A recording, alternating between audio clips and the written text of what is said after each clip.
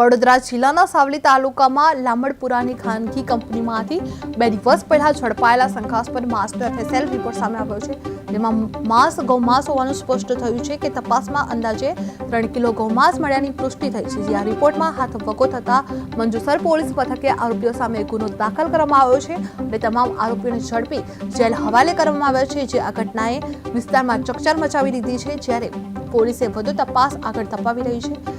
સાવલી તાલુકામાં ગૌમાંસ પકડવાનો આ બીજો બનાવ હોવાથી ગૌરક્ષકોમાં ભારે રોષ ફાટી નીકળ્યો છે.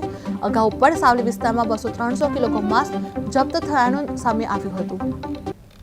2 દિવસ અગાઉ મારામાં એક મિત્રનો ફોન આવ્યો હતો કે લામડાપુરા જીઆઈડીસીની અંદર ખાનગી કંપનીની અંદર કોઈ વ્યક્તિએ ખાવા માટે માંસ મંગાવ્યું હતું.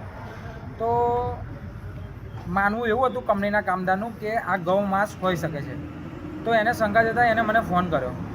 તો મારામાં ફોન આવ્યો તો હું અને મારા ગૌ સેવાના મિત્રો અમે બધા જ ત્યાં કંપનીમાં પહોંચ્યા. તો કંપનીની અંદર પહોંચ્યા તો અમને લાગ્યું, અમને પણ શંકા ગઈ કે આ માંસ ગૌ માંસ હોઈ શકે છે. તો તાત્કાલિક ધોરણે અમે 112 પર ફોન કર્યો.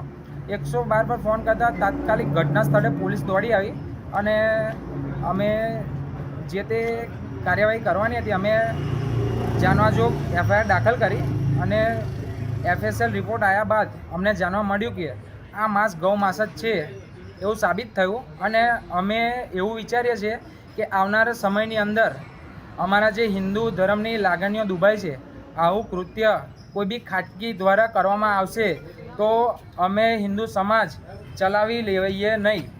આપનું નામ? દીપક દરબાર અમારું ગ્રુપ છે ગૌ સેવાનું. અને